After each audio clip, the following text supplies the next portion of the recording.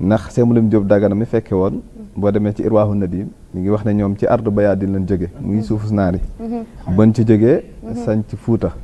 bañ ci jógee sanc Jolof bañ ci jógee sanc Mbàkke Bawol Sëñ Tuubaa doog a gën a jamono ci atu Maama Saraa muy atu 1270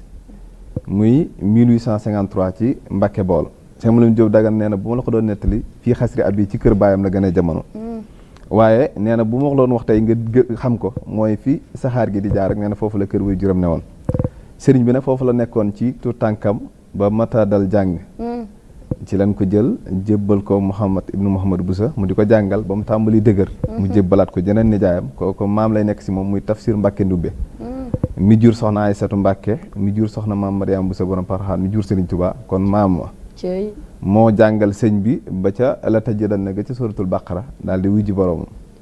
ci la sëñ bi ñibbisiwaate ci kër way juram fekk na sëñ Moor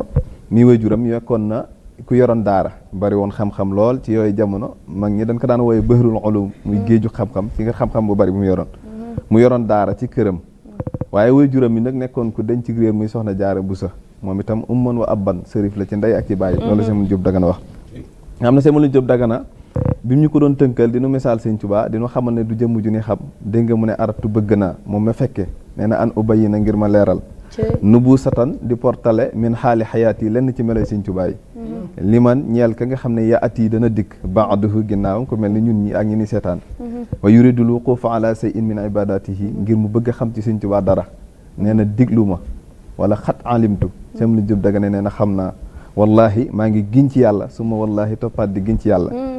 mu mel ni dañ koo diglu